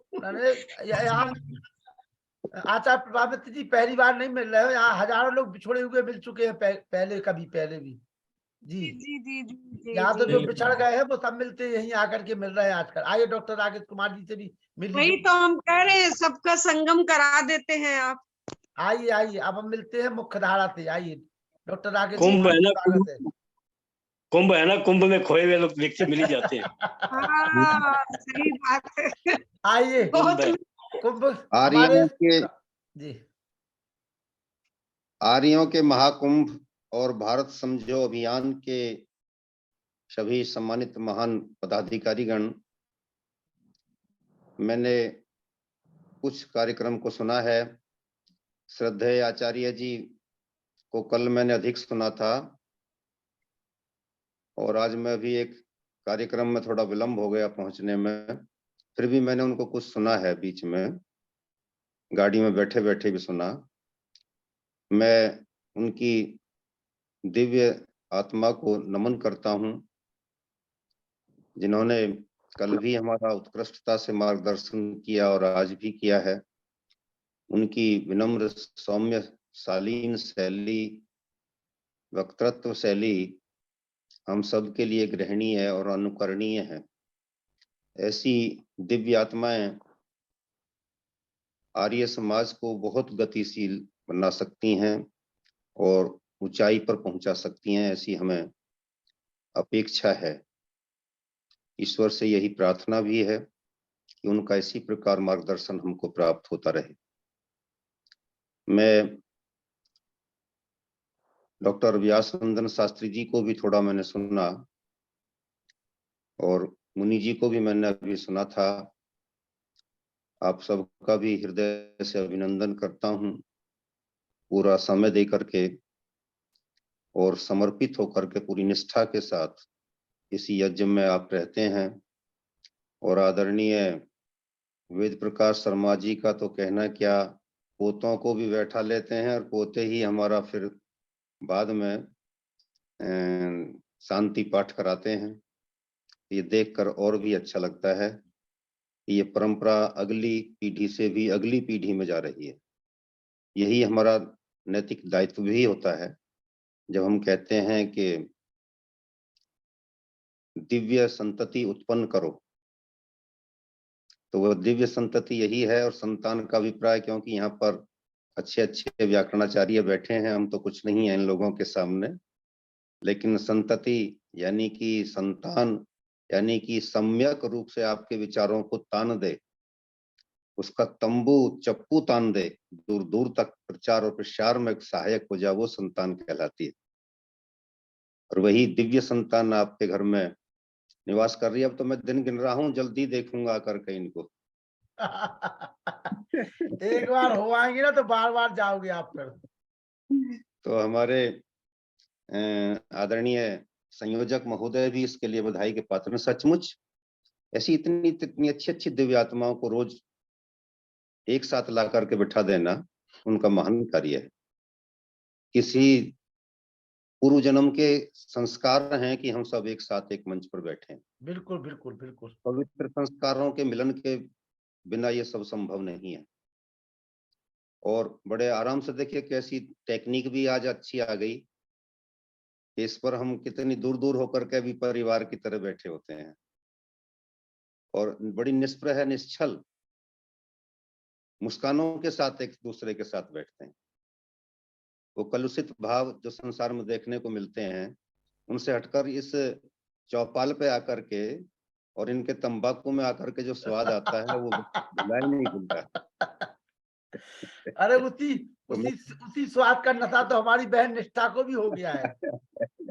तो मैं कहता हूँ कि ये उपनिषद हो जाता है और ऋषियों का संगम हो जाता है। हमारी निष्ठा जी भी जो है, भली वो व्यस्त रहती है, लेकिन उनको ये लगता है कि कब हम जो है भैया की चौपाल में पहुंचे। हाँ जी, हाँ जी, बिल्कुल रहता है। माता जी चंद्रकांता जी, नरुला जी, उन जैसे वृद्ध जनों का सहयोग, सानिध्य और आशीर्वाद हमारे साथ बना रहता है। प्रेम सचदेवा जी उसी श्रेणी में आते हैं। और कल जैसे वो कह रहे थे, देखिए बातों बातों में बहुत सीखने को मिल जाता है कि मैं दिन में भी संध्या कर लिया करता हूँ। इसका अभिप्राय वो बातों में स्वाभाविक रूप से कह रहे थे, लेकिन एक ईश्वर भक्त की आवाज थी जो हृदय से आ रही थी। नहीं है और वो उनका, है बिल्कुल है उनका। हमको भी सीख लेनी चाहिए।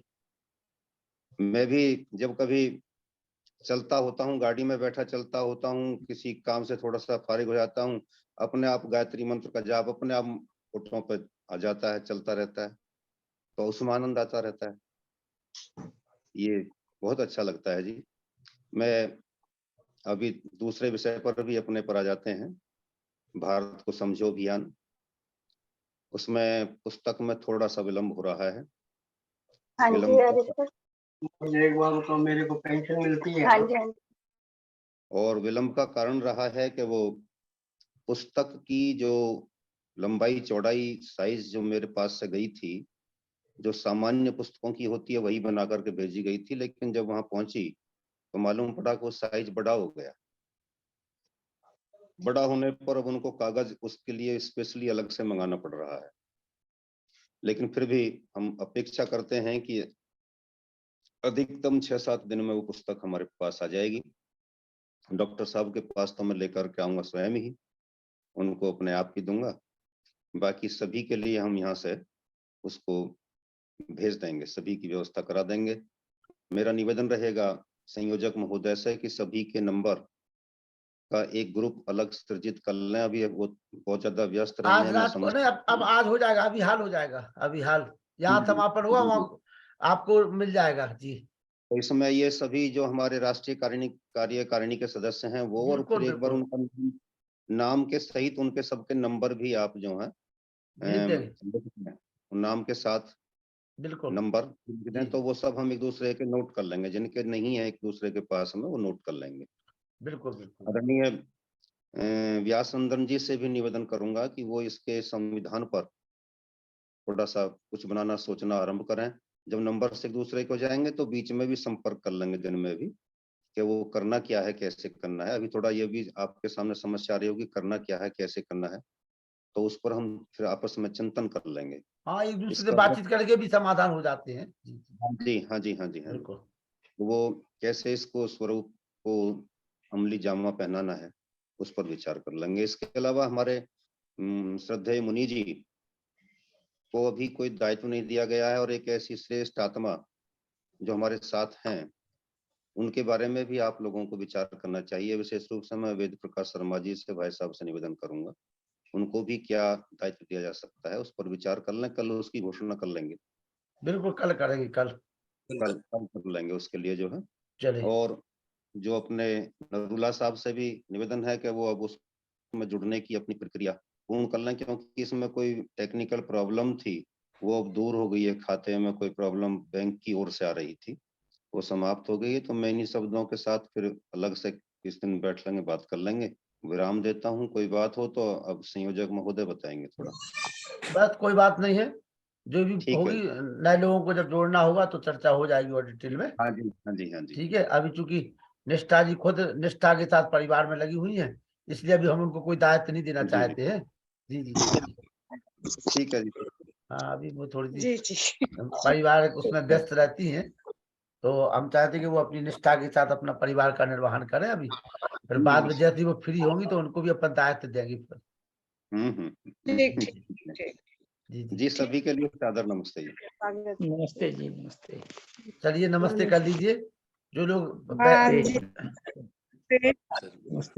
आज आपने बहुत पुराने विद्वान जो बिछड़े हुए थे उनसे आपने मिलन करा दिया, आपका बहुत बहुत धन्यवाद। प्रभा मित्र से। और बहन जी ये बिछड़े हुए नहीं है, बहुत दिनों से मिले नहीं थे। नहीं, बिछड़ा हुआ नहीं कहा जा सकता।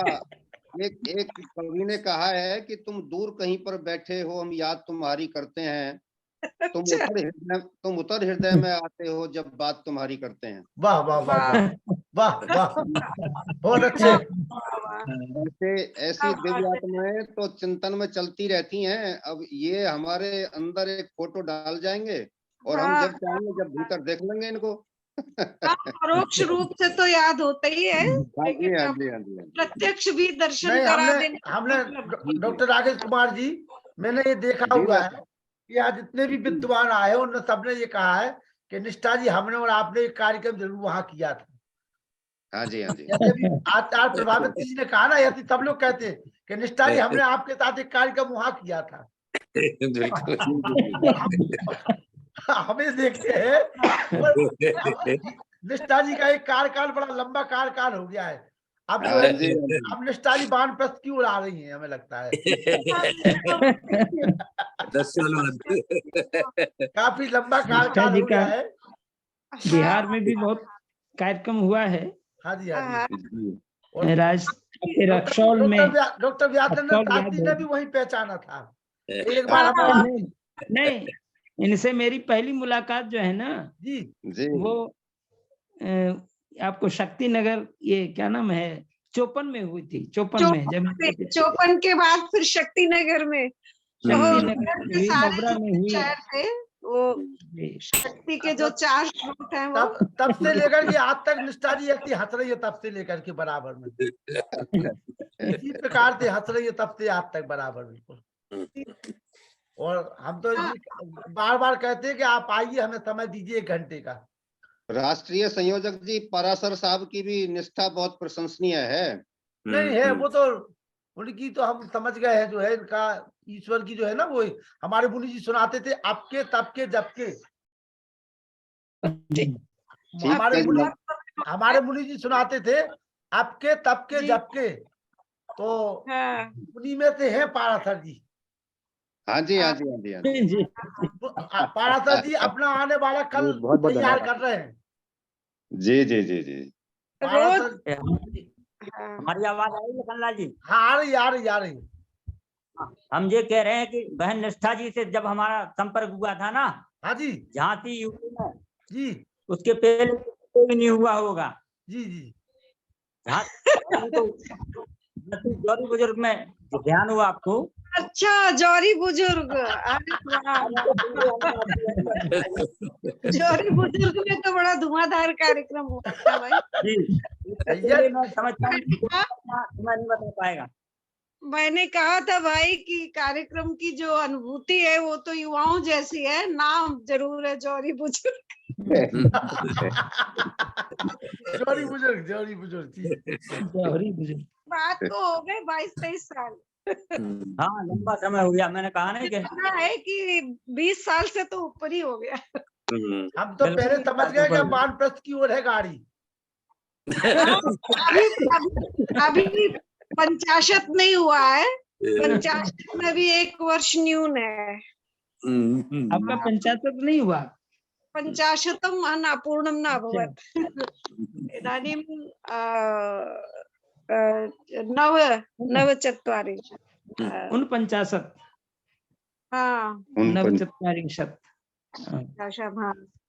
ये कौन 49 न्यूनम 1 न्यूनम 49। जी जी जी। चलो भैया, आप देखो हमारी समझ में नहीं आ रही कछुआ, हम सोवे जा रहे हैं।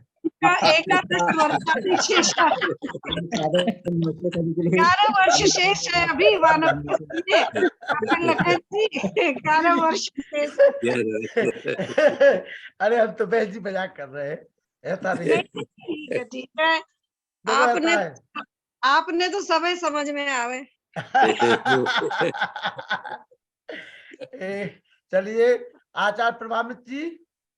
जी जी जी जी, तो बहुत अच्छा लगा जो है, और हम सब लोग मिलकर के एक बार आपकी कुटिया में जरूर आएंगे। बिल्कुल स्वागत है, आप सबका स्वागत है। जो भी चंडीगढ़ घूमने जाएगा वो आपकी कुटिया में जरूर आएगा, क्योंकि कुटिया जहाँ बनी है ना उसके पहले ही अंतरराष्ट्रीय एक शोध संस्थान बन रहा है, जो हमारे एमडीएच बताने वालों ने उसको खरीदा हुआ था। 19 करोड़ रुपए का वहाँ खरीदा गया था, और विश्व का बहुत अच्छा संस्थान बन रहा है वो। तो वहां जाने के पहले वही पास में ही हमारे आचार्य प्रभावित जी की बहुत प्यारी कुटिया है, और 55 बीघा वहाँ लगभग वो जमीन है, और बहुत अच्छा स्थान है। और हम जब कभी मन करता है, और प्रभावित जी ने कहा कि लखन जी कभी भी एक कमरा आपका यहाँ सुरक्षित रहेगा, जब आपकी इच्छा हो तो आप आइए। तो हमने कहा बिल्कुल रहेंगे वहीं। मम कृते अपि एकं प्रकोष्ठम। ना बाबा, ना ना ना ना अवश्य ना ना अवश्य बाबा, ना ना बाबा, ना ना ना ना, ज्यादा भीड़, हमें ज्यादा भीड़ नहीं चाहिए वहां पे। एकाकी है, एकाकी है वो अधिकारों का रिश्वत। आप सबका स्वागत है, आप सबका स्वागत है। आर्यों का तीर्थ स्थली बन रहा है और आप सब जरूर आए। और ये आप सबकी पुण्य है और यहाँ साधना स्वाध्याय ध्यान किया जाए, ये हम सबका उद्देश्य। हाँ, एक गमन आवश्यक जब उसका वहाँ उत्सव होगा तो हम सब लोग चलेंगे मिल करके और उसको देखेंगे। हाँ, लेकिन कमरा केवल भैया लखनलाल जी को ही आप आइए, स्वागत है आप लोगों का। कमरा लेकर वहाँ एक ही बनेगा। स्वागत चलिए, बहुत बहुत धन्यवाद। चलिए ठीक है, शुभरात्रि, कल मुलाकात करते हैं। ठीक है, शुभरात्रि। नमस्ते सादर नमस्ते। और ये 11 साल बाद जरूरत पड़ेगी। ठीक ठीक ठीक ठीक। भाई साहब देखिए हमारे बहुत प्यारी तो गाय, देखिए आप, गाय हमारे आचार्य प्रभाम जी के कमरे की गाय। हाँ, ये गाय जो है ना हमारी बछिया है स्वस्ति, ये क्या मेरे बात साथ रहती है। क्या बात है। नाम मैंने बहुत बालिकाओं का रखवाया नामकरण संस्कार में। आज तो साक्षात गौ का ही देख लिया नाम। जी राकेश जी। जी हाँ जी, मैं ये कह रहा था जी, 95 की बात है, सच्ची घटना है डॉक्टर साहब जी। हम एक बारात में गए थे जी जी। और उस समय रात को रुका जाता था उसी गांव में जहां बारात जाती थी। अब तो सब भाग लेते हैं, गाड़ियां वाड़ी सब अपनी हो गई लोगों की। जी जी। तो हम जिनके यहाँ पर रुके हुए थे वो उस गांव के प्रधान थे, हमारे परिचय क्षेत्र में थे जी। अब वो मेरे परिचय क्षेत्र में थे, लेकिन फिर इतने लोग पहुंच गए कि उनकी बैठक जो थी वो सारी भर गई जी। रात को जब वो उस फंक्शन में से लौटे जी, तो उन्होंने देखा कि सारी बैठक भरी हुई है, उनके लिए लेटने के लिए कहीं जगह नहीं है। तो वो ठंड का मौसम था, जब वो अपने दरवाजे में खड़े खड़े बुड़बुड़ा रहे थे, मैं सुन रहा था। वो ये कह रहे थे कि मेरा ही घर और मैं ही घर से बाहर हूँ।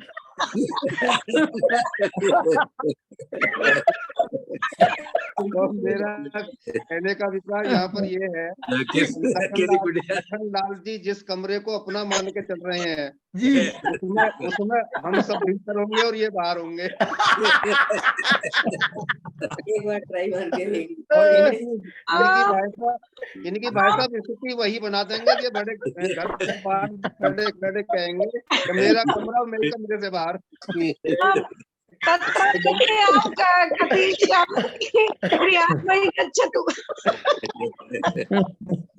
डॉक्टर साहब उनको कहा होगा कि आप भी बैठो, अपना इसको अपना ही घर समझो आप। बेमोल जी थे ना, वो भोजन करने के लिए घर में गए तो वहाँ लोगों ने कहा आइए आइए, आप ही का घर है, आप ही के घर से हो गया, आप लोग निकलो बाहर, आइए आइए, आपका स्वागत है, आप ही का घर है, आप निकलो घर से। वो कह रहे हो आप कौन है, लगता है देखा हुआ है कभी, आपको याद नहीं आ रहा। चलिए, मनोरंजन भी आवश्यक है। बहुत सुंदर। शुभरात्रि, सादर नमन सभी के। निष्ठा बहन जी कल भी आप आना। हाँ, जुड़ेंगे। अभी मैं कार्यक्रम भी आप आती हो तो हमारे कार्यक्रम में बाहर आ जाती है। हाँ, कार्यक्रम से ठीक है, कार्यक्रम से आ रही थी, कल 8 बजे एंट्री कर रही थी घर में। आज जल्दी आ गई तो मेरे को चिंता थी, जल्दी जल्दी बच्चे को भोजन कराया और फिर मैं तुरंत मैंने ओपन किया। चलिए ठीक है, नमस्ते, शुभरात्रि। नमस्ते, शुभरात्रि।